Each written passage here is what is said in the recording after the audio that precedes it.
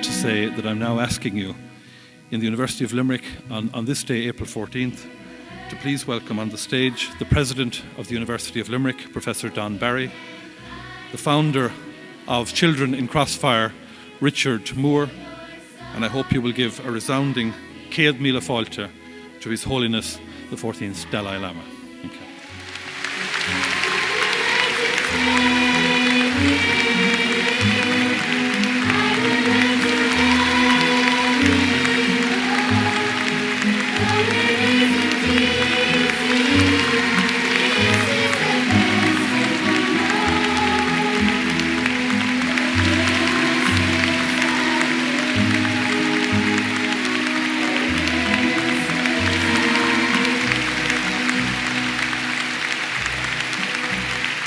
Distinguished guests, visitors, colleagues and students, I am absolutely delighted to welcome you all to the University of Limerick for this marvellous occasion. I know that many of you have travelled long distances to be here, from all over Ireland, from the UK and right across Europe. You are all most welcome. I would also like to give a warm welcome to those who are viewing online. This event is being streamed on the UL website to allow as many people as possible to join in the experience.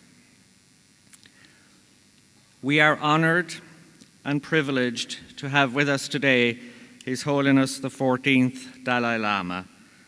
We heartily welcome you, Your Holiness, and thank you for your gracious presence here today.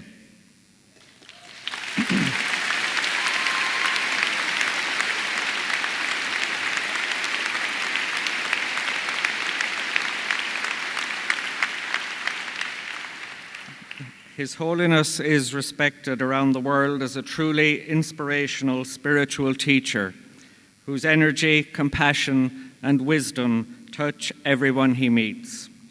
He is renowned for his tireless efforts to promote the peaceful resolution of human conflict, and his message on the power of forgiveness will have a deep resonance for everyone throughout the island of Ireland.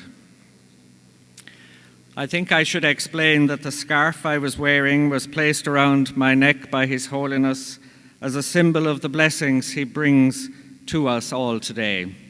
This kata has symbols of protection, freedom, compassion, happiness, and love. And I know that all gathered here today are embraced in the good wishes that it embodies. It is fitting that His Holiness should come to you well. We are committed to making our university pioneering and connected, and it is part of our DNA to reach out in pioneering ways to connect with those who need assistance. We genuinely want to serve our communities and make a positive contribution to the lives of our citizens. In this spirit of partnership, I am delighted to see so many representatives of voluntary and community organisations here today, many of whom have collaborated with the university. Our staff right across the university are involved in many community outreach activities that provide educational opportunities for all sectors of society, and UL is particularly involved in the regeneration of our beautiful city of Limerick. Improving the lives of others is also something we have in common with Richard Moore. I think we can all take inspiration from Richard's truly remarkable life story and the charity Children in Crossfire, which he founded to help children in conflict situations. And for making this very special day happen, I want to express my appreciation and indeed your appreciation to Richard for bringing the Dalai Lama to Limerick. Thank you, Richard.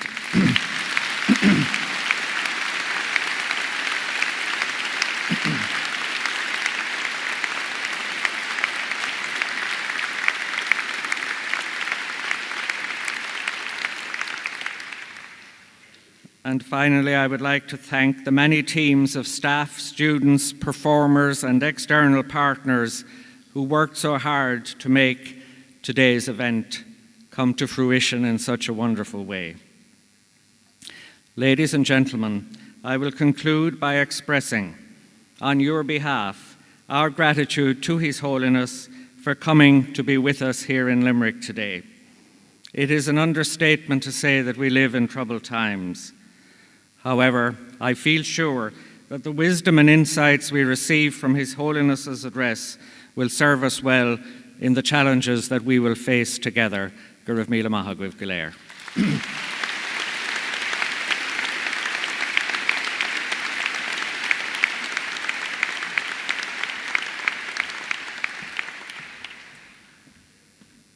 Thank you, President.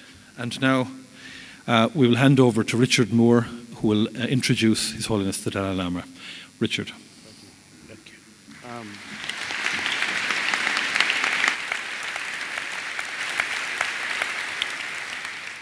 First of all, can I take this opportunity to thank the university for making this visit happen. We've met since last June or July to discuss the visit, and the university has cooperated in every way to make this event as special as it can be for Limerick. I would like to acknowledge Eamon, Cregan, Terry Brown, and of course the President, Barry, for all their support and cooperation and assistance throughout the arrangements here. I would like to thank all of you for coming here today, because without you, we wouldn't have an event. And at the end of the day, for me, His Holiness has come here today to see you. I lost my eyesight in 1972, as you know, as a result of being shot and blinded by a rubber bullet. I'm glad to say that the soldier who blinded me is in the audience. And Charles, I just want to say you're very welcome.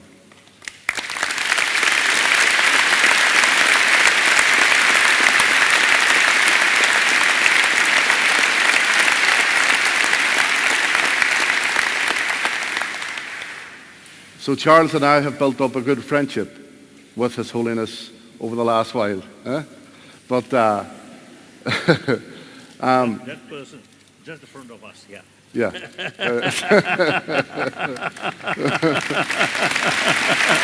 Wonderful.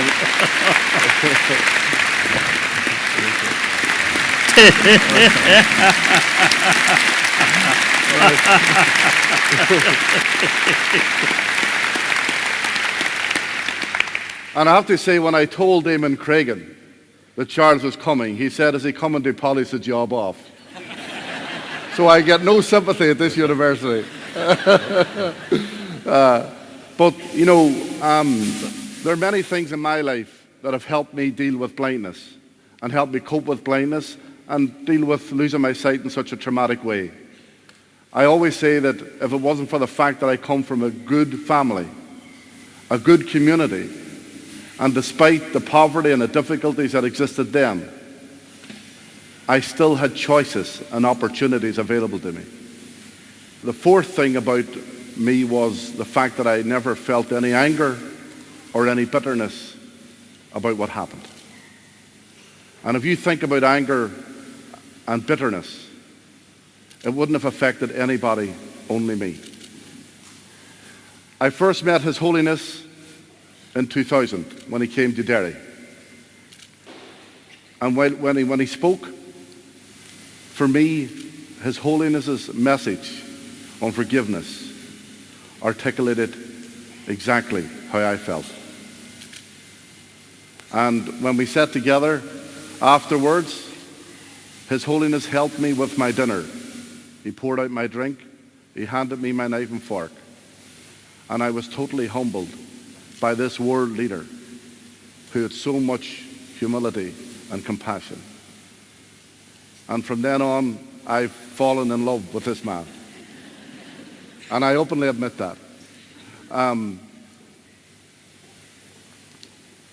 During that time, when he was in Derry, I'm not one of those blind people that feel other blind people, or feel other people to see what they look like. But His Holiness said to me, "Do you know what I look like?" And I said, "No." So he insisted that I felt what I looked like. And the only thing I could say to him was, "Your Holiness, you have a big nose." I was saying to His Holiness, or I was saying to you that there was a lot of people that emailed me and with various problems and major difficult lost loved ones through violence and other means. So, if anything, it proved that the decision to bring His Holiness to Limerick was certainly the right one. And I hope that you down there today get the same experience from listening to His Holiness that I had. Ladies and gentlemen, it gives me great pleasure to introduce to you the patron of Children in Crossfire, someone that I am humbled to describe as my friend. Ladies and gentlemen, the 14th Dalai Lama of Tibet. Thank you. Thank you. Thank you. Come here. Oh. Okay.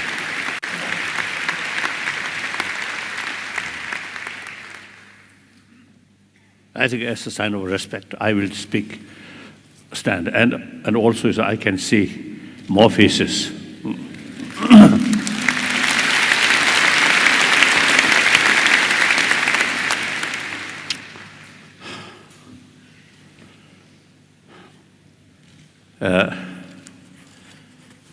Richard Moore, usually I describe my hero. And I really admire his sort of the way of thinking. So, you, and then the leaders of the universities, and perhaps some professors. I think mayor, isn't it? You have this. So, and then basically, I usually describe brothers and sisters. We are same human being. And fundamental level, we are same human being. Mentally, emotionally, physically, we are same. Physical level, little differences, the size of nose. As you mentioned, my nose, consider big nose. I don't think it's a big nose. I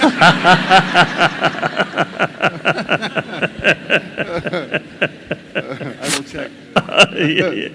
Usually, when I met him, you see, because difficult to see, so I usually let him touch my face. Yeah. That usually I sort of the way to introduce myself. So he found my nose a little bit big.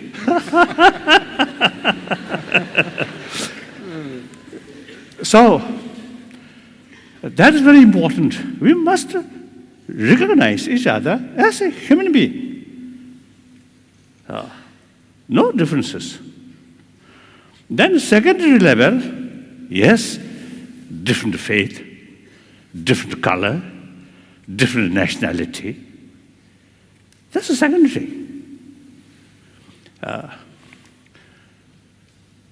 I think today, I think a lot of problem which we are facing is, I think, mainly due to we too much emphasis importance of secondary level, forgetting fundamental level we are same human being. And then also today's reality, we must think about entire humanity, humanity of this world, one world.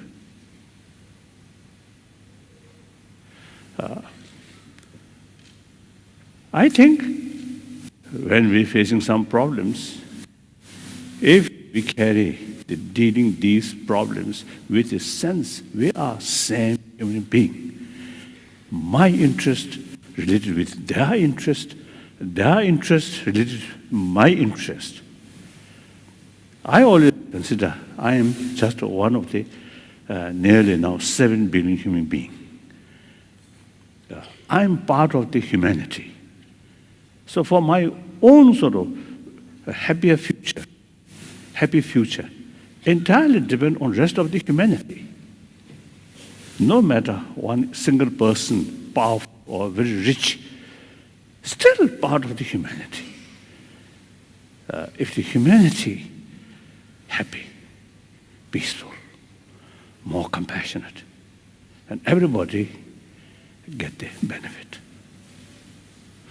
And then now modern economy, global economy, no national boundary, no religious boundary, and also ecology problem, no national boundary, no religious boundary. So that's the reality. So time comes, think for entire humanity, and we must talk on the level of human being.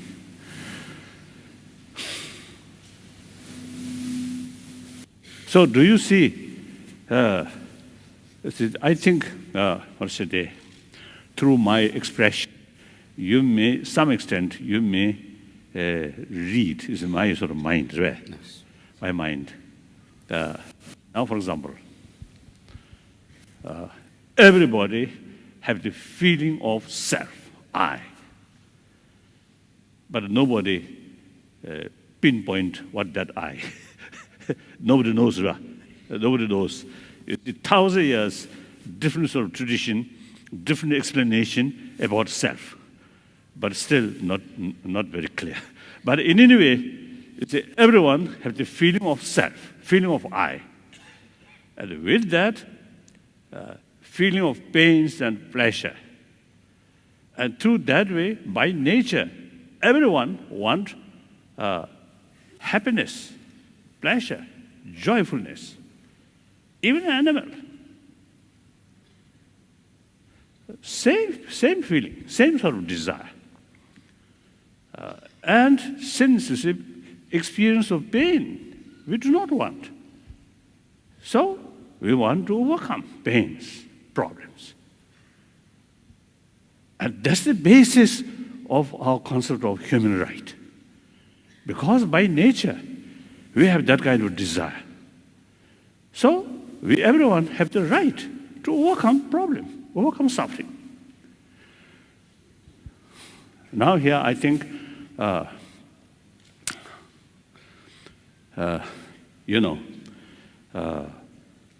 because the human level, I usually, share with people the ultimate source of peace of mind, happiness in mental level is within ourselves, not money, not power, not status.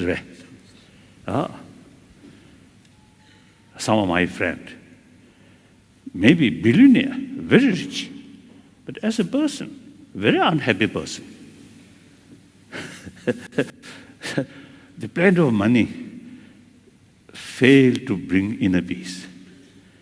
And also those people who are very powerful, I think in deep inside, a lot of anxiety, a lot of sort of stress, a lot of fear and distrust. So material value will not bring real inner joyfulness or inner peace. So the only thing is affection or warm-heartedness. That really brings inner strength, self-confidence. That reduces fear. That develops friendship, trust. Trust brings friendship. We are a social animal. The genuine cooperation among each other is very necessary. Genuine cooperation entirely based on trust. Trust is there. Then, naturally bring together. So therefore, once you see within yourself, more compassionate mind, heartedness, whole atmosphere become more positive, more friendly. Through that way, you see, when you look at the front, yes, you feel, oh, my friend. Look this side, oh, friend. This side also. If you keep here fear, distrust, and you yourself make little distance from other, then that person, look here, oh, little suspicion, distrust, more cautious. Look here, again cautious. Look here, again cautious. As a result, deep inside, lonely feeling. Then the problem, blood pressure, too much stress, all these come. One occasion, I think in New York, Columbia University or something, there's one sort of conference with medical scientists. Yesterday, also I mentioned, at that conference, one medical scientist in his sort of was a presentation, right? He mentioned those people who express often I, my, mine, like that. So such people have greater chance or greater risk of heart attack.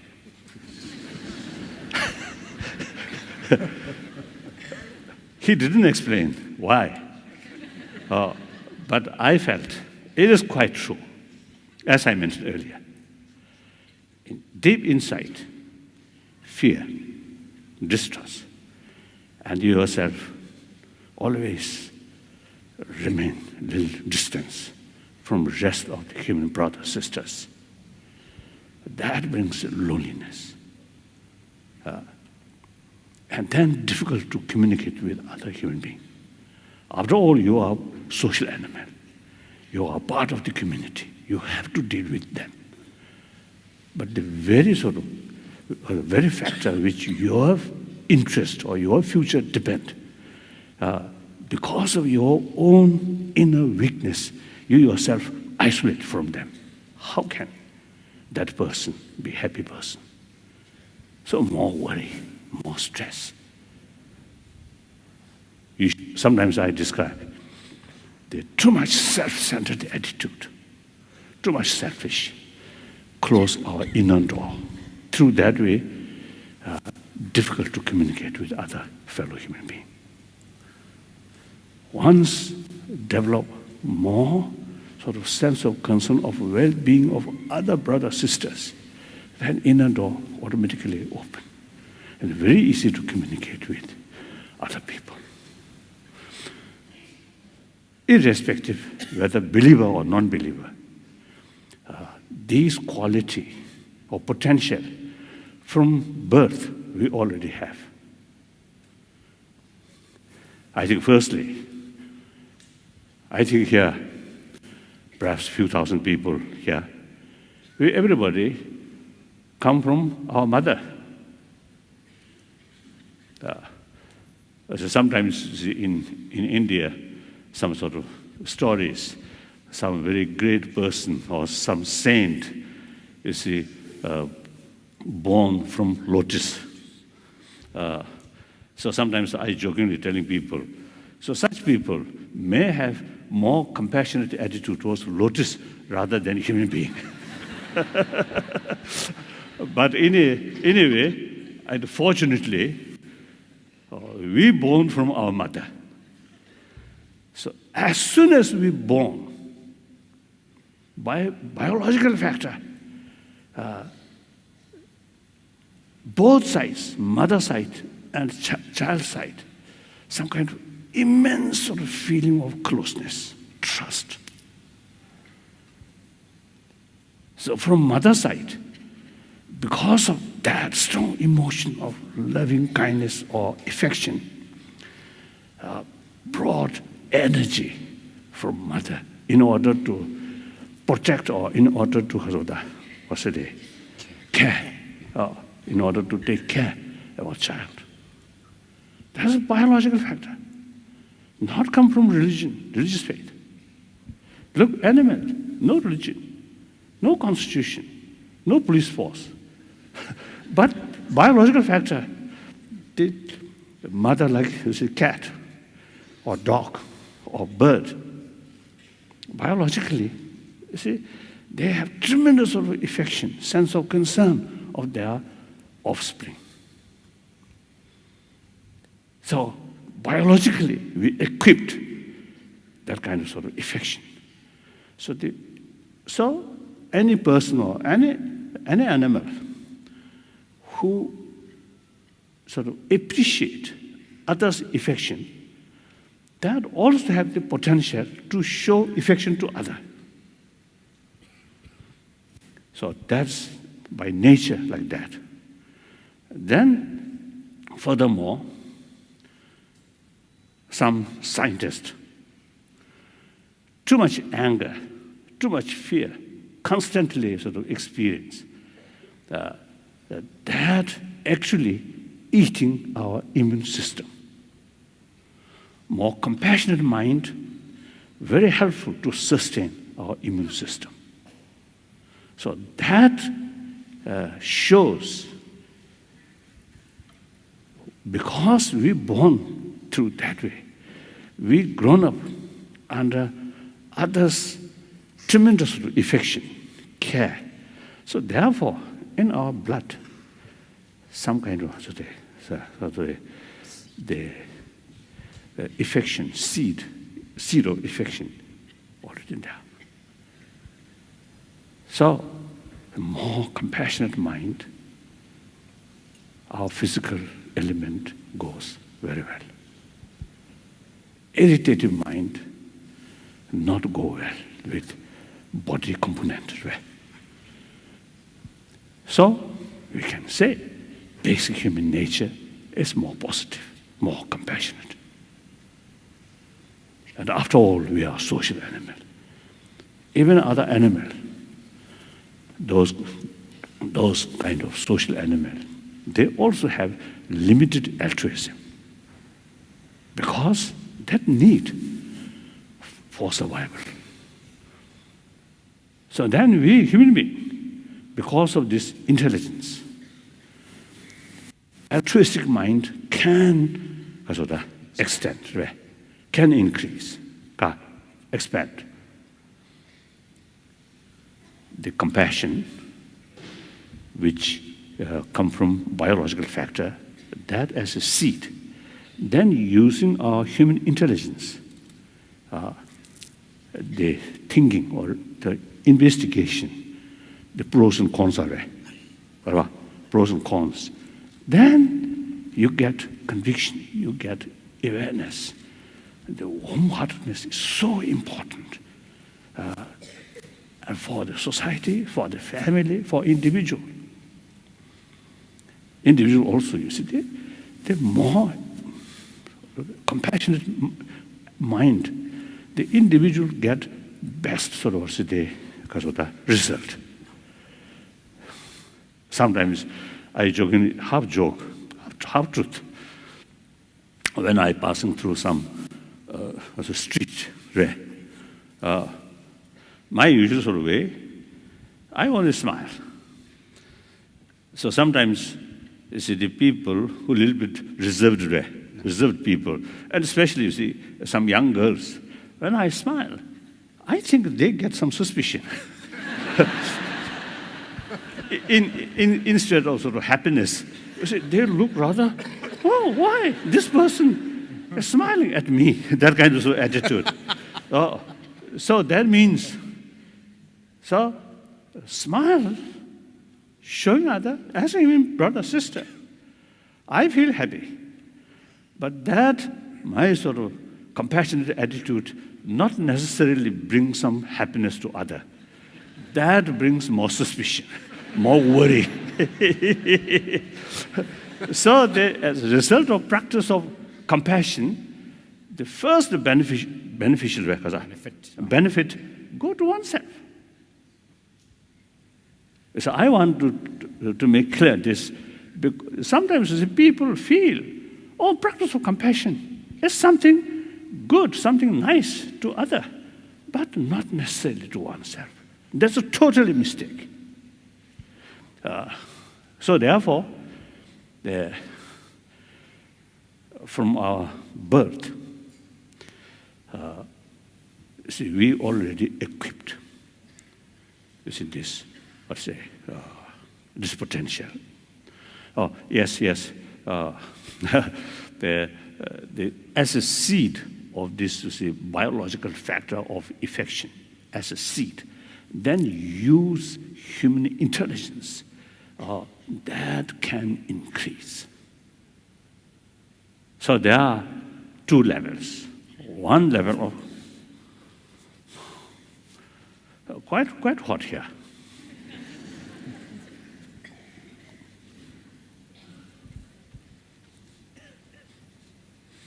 Too thick, isn't it?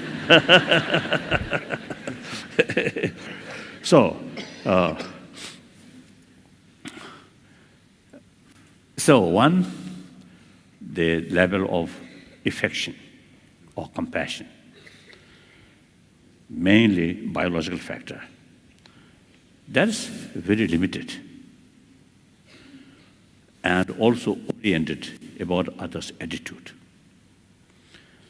That kind of sort of affection goes only your friend or those people who show you positive. Then another level of compassion, through training, through using sort of our sort of, because of the intellectual intelligent. As I mentioned earlier, the pros and cons. Then you get conviction. Extreme self-centered attitude is self-destruction. Think more other, really bring inner strength. So through these conviction, then deliberately extend our sense of concern, of well-being, not only towards your friend, but also the neutral people. Then finally, even your enemy or your troublemaker. Once your sort of genuine sense of concern, of well-being, reach your enemy, then that compassion is genuine, trained compassion. Unbiased, limitless, infinite. That we can do because of this marvelous intelligence. One example, one Tibetan monk. I know him very well. After 59, he spent about 18, 19 years in Chinese Gulag. So in early 80, he found opportunity to come to India and join his previous monastery.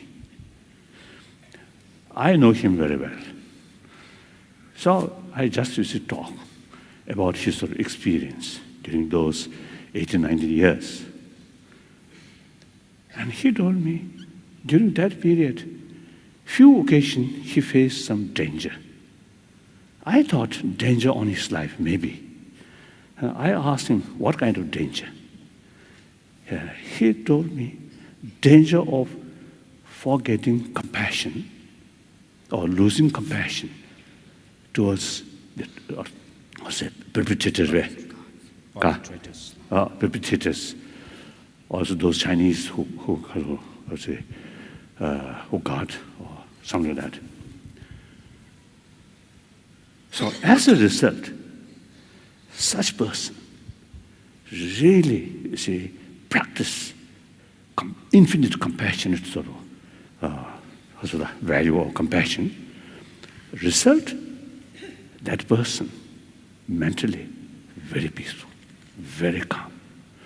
And one occasion, after meeting with scientists, I think last now 30 years, almost annually, we have series of discussion with modern scientists, mainly come from America, and at least 3 universities, Wisconsin University and Emory University, and then Stanford University. Now already, last few years, they carry some program, some research work about the value of compassion, these things, and how much relation with our body and our brain. So, one occasion, we simply, you see, I mentioned this in this sort of the experience, that monk. Then they want to test some of these people. And afterward, you see, they found those people who passing through very sort of difficult sort of period, very difficult life, but their mental state unusually very sort of peaceful. Usually people who passing through such sort of experience, the traumatic sort of experience, then afterward some kind of traumatic experience sometimes happen. So they found that these scientists, after they interview and test, they found, very sort of the peaceful mind. So result, now this particular person, now his age, now 93, 94, still okay, physical okay. So the mental sort of attitude, very important for our health. About 2-3 years ago, I passing through surgery, the gallbladder remove. So since then, I jokingly telling people, I think I mentioned to you or not, I can't remember, but since then, I told, you see my face, same face, but in reality, one important organ of human body missing. So my body, not complete human sort of body. So in any way, usually, you see, they say that sort of surgery takes only 15-20 minutes, they can complete. But my case, 3 hours took 3 hours because of the complication. But then within 6 days, or within 1 week, completely recover. The doctor is surprised, the physician surprised. Wow, although the surgery itself quite complicated, but the recover is unusually sort of faster. So that's my own experience. While I lay down on the surgery sort of table, and a few days in the hospital, I feel okay, not much sort of anxiety, not much sort of problem. So the nurses and the physicians, within a few days, we become a very good friend. I joke, I tease them like that. So they themselves, you see, afterward, they told me, some of the physicians, since our meeting, their whole life is changed. One physician's wife used to tell me, physician didn't tell me, but the wife used to tell me, my husband, before a little bit difficult, but after that sort of surgery, after that way, my husband become much more gentler. So in any way, you see, the more compassionate sort of mind, practice compassion, really benefit not only oneself, and also, you see, create some kind of positive atmosphere. Of course, No, I'm saying these things not sort of I'm something sort of something special. No, nothing. We all have the same potential, same intelligence. It's the same potential. So only thing is, we from childhood we trained. So through training, through study, we pay more attention about our inner value. So you also, see, the only question is pay more attention in our inner value. Then you get, more experience. So usually, when I always listen BBC. So always talk about money, economy, and politics. So, and look, you see, the people sort of, I think the general sort of, the attitude. Unless you are seeing some sort of,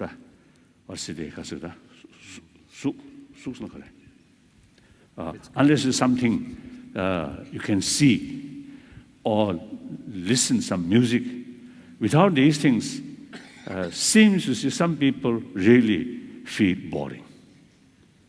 So whole day, look television and listen music.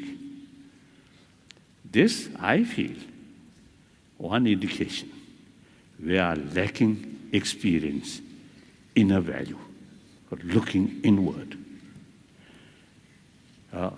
Simply, you see, thinking about our mind, about our inner value.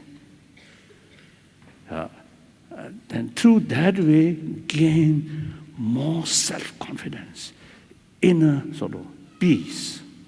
Then, these, without seeing, without hearing, simply think, you get immense sort of peace, immense benefit. Through that way, traditionally, people who remain solitude, hermit life, years, because they have the technique, they already know how to bring inner peace through looking inward. Actually, see, there are sort of two categories of happiness and pains. One heavily depends on sensorial consciousness, sensorial experience.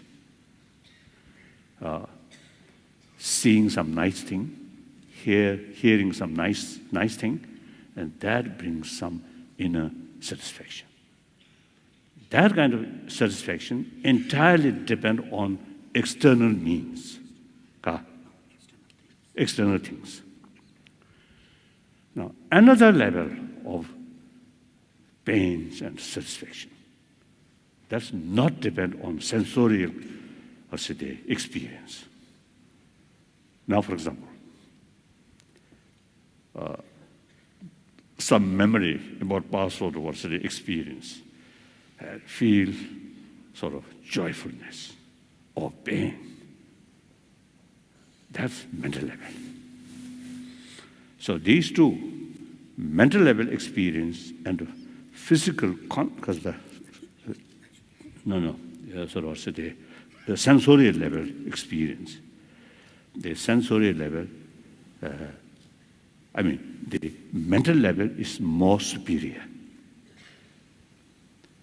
I think, you see, we can examine. Physical pain, sometimes mental sort of peace or mental happiness can subdue physical pain, isn't it? The mental pain cannot subdue by physical comfort. Clear? What? Some sense? What do you think? Okay. So the mental level experience are more superior, more important, more powerful than sensorial level. So now modern education, modern society, I think we too much emphasis about sensorial level experience. I think now time come. Now here also you say, I want to share. I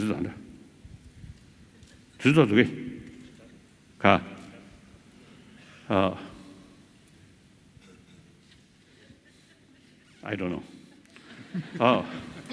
And anyway, I want to share with you. That is at least 3,000–4,000 years, we human beings, in order to get peace of mind or satisfaction or happiness, we totally depend on prayer. Then last over 2 centuries, science and technology develop. So those things which we want through technology brought immediately. Right? So generally, we pay more attention about science and technology rather than prayer. Last year, in one Indian state, the state government, constructed one Buddhist temple. So he invited me to opening ceremony. So I went there. So then the chief minister, the head of the state government, he in his speech he mentioned, due to Buddha's blessing, his state rapidly will prosperity. Then my turn, speech. I know him very well. So I express, if your state can rapidly prosperity due to Buddha's blessing, then your state much earlier should develop. Because Buddha's blessing lasts 2,500 years already there. But you see, Buddha's blessing entirely depends on able chief minister's hand, I told him. So action really makes change. Prayer will not change. So therefore, you see, the people's interest about science and technology, naturally, much developed. So therefore, as I mentioned earlier, the BBC or this report always talk money like that. Now, later part of 20th century, two fields. One, those real rich people,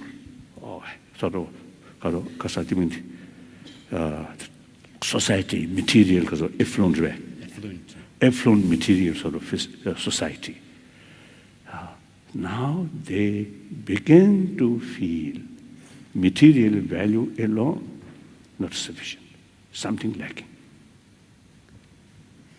A few examples, as I already mentioned. That's one thing. Another thing, in the science,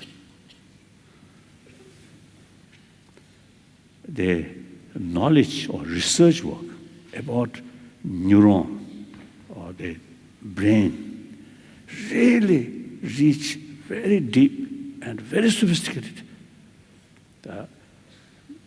Then they begin to show interest, begin to develop interest about emotion, about mind.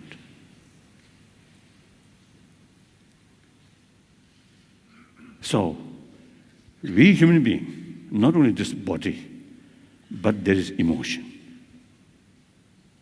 So, material value provides comfort for physical level, not emotional level. So, therefore, now among the scientists, more and more respected, well-known scientists now really carry investigation about our emotion. how to tackle. So later part of 20th century begin, I say, the genuine interest about our inner value. So then the modern education system, naturally 1,000-year-old in the European continent, separate education institutions started. At that time, the moral ethics, the church take the responsibility, and the family also some extent. But now time passes, the influence of the church or the family values also sometimes little decline. So they separate the education institution alone now should carry both responsibility about education, intellectuals, and about moral ethics or warm-heartedness. So you see, there are a lot of people now who really carry some serious research work, how to implement, how to sort of how to bring in modern education curriculum some moral ethics, education of warm-heartedness. So now some research work now carrying like that. So these are now, you see, we people, through our own experience, now we are becoming more mature. So not only pay attention about material value, but also the internal value. So now here, on that respect, various different religious traditions have special role. So I'm very, very happy now here, seeing some, one Jews I noticed using that hat, and then this Uzbekistan, I think Muslim tradition, isn't it? Or your native tradition, okay. So perhaps some Muslim, this is you Jew, Rabbi. There's some, of course, Christian, some Catholic, Protestant. So, yes. So, all these major religious traditions, in spite different philosophical view. In philosophical field, basically two categories: theistic religion, non-theistic religion. Big differences. But all teachings, all sort of faith, emphasis importance of love, compassion, with that forgiveness, tolerance, self-discipline, contentment. I have a lot of sort of friends among Christian, among Muslim, among Hindu, among Jews, a lot of friends, genuine practitioner. So we have same sort of practice, so same potential to transform human being, human negative mind, transform into more positive mind. So here, when we talk about inner value, moral ethics, various religious traditions have very special role. Now here, I want to share one thing. Religious belief, faith, very important. But now here, we must make this distinction. Faith, one truth, one religion, and several truth, several religions. In terms of individual, one truth, one religion is very relevant. But in the terms of the society, several truth, several religion is very relevant. So now, how to sort of overcome this contradiction? As I mentioned, in terms of individual practitioner, concept of one truth, one religion, very important. In the terms of society or community, Even now, modern society, even a family, there could be it's a different faith. So therefore, in the terms of the group of people, the several truth, several religion is very relevant. Another thing, one time in Argentina, we have, you see, one meeting, some scientist, some religious leader.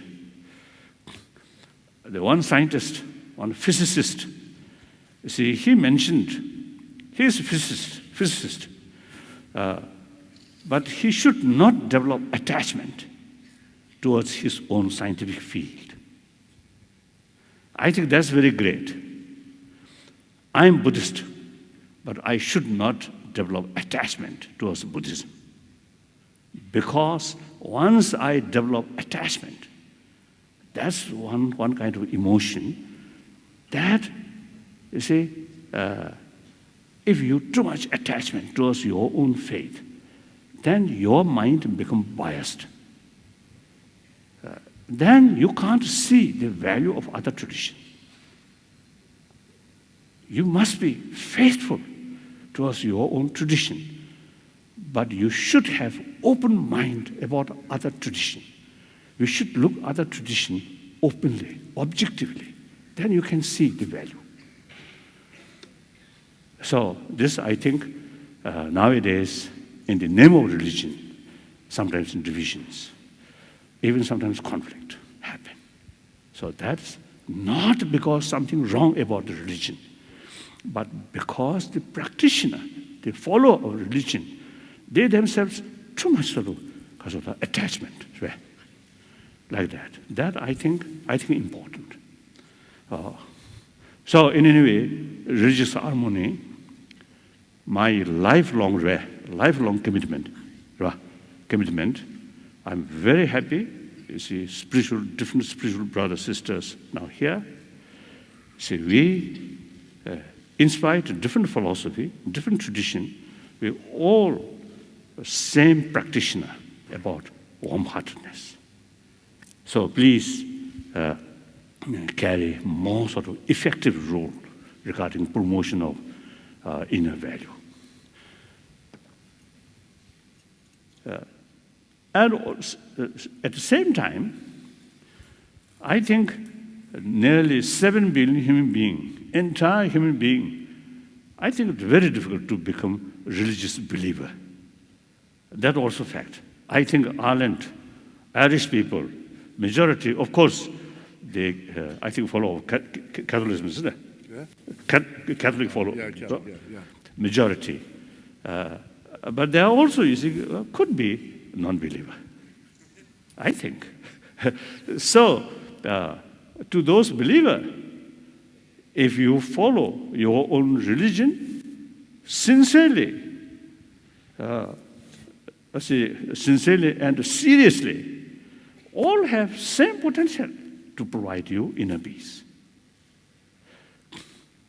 But then those non-believer, not much serious about religion. Now, I always try. We should now here, I think the way to promote these inner value, there are 3 ways. Number 1, theistic religion. Believe God. You totally submit to that God. That kind of faith reduces extreme self-centered attitude.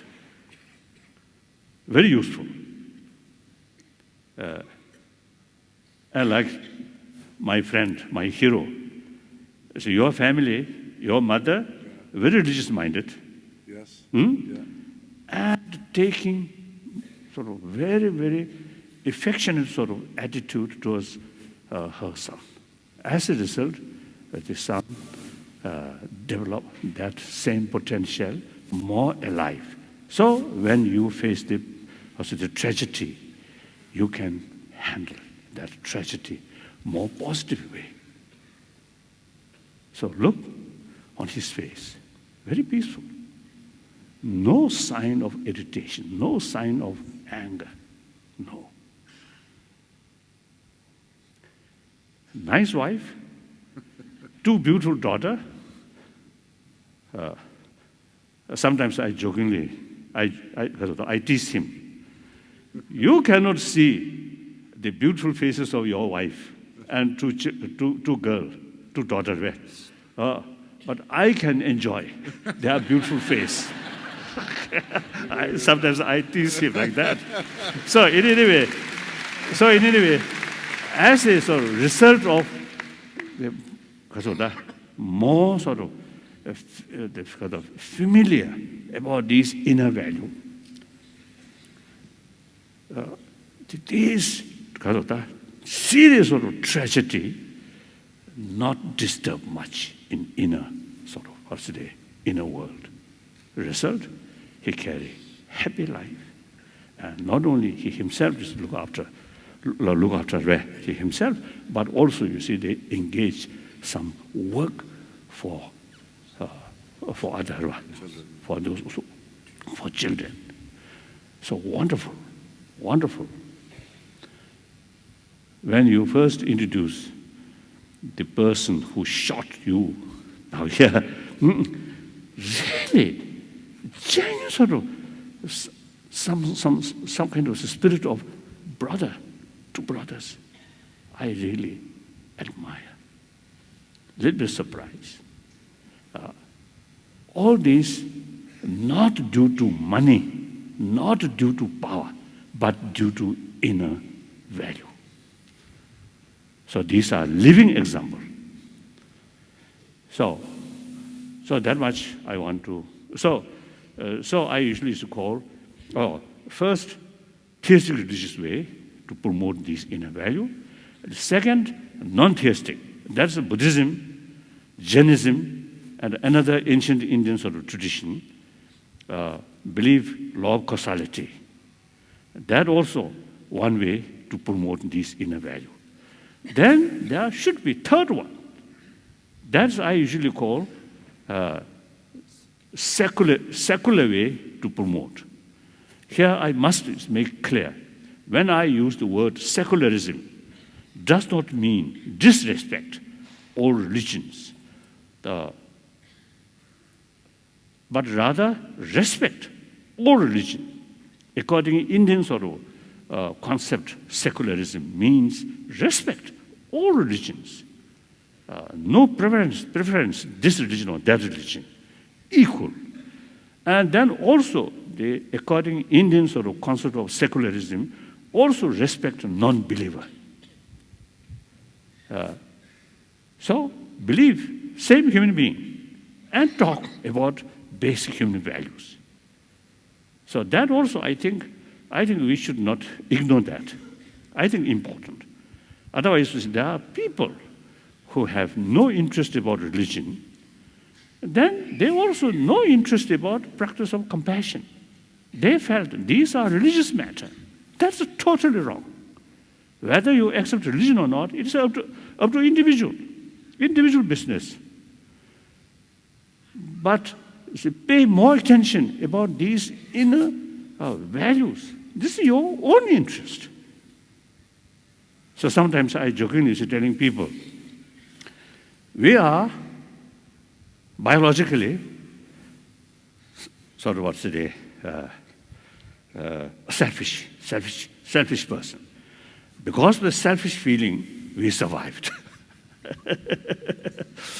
But that selfish should be wise selfish rather than foolish selfish.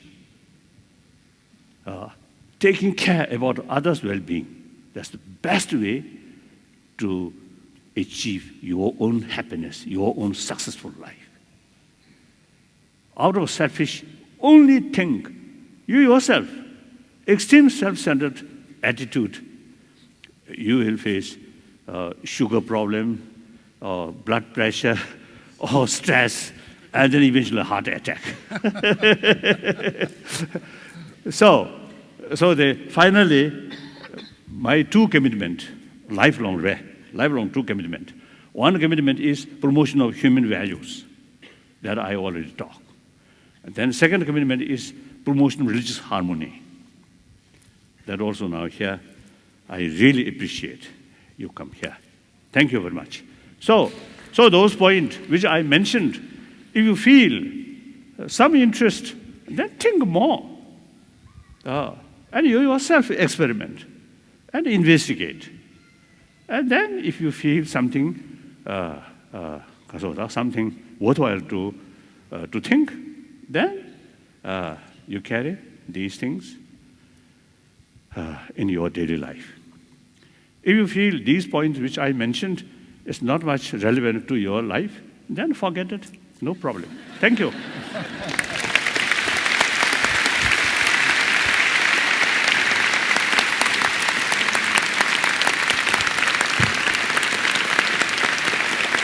Thank you, thank you, thank you.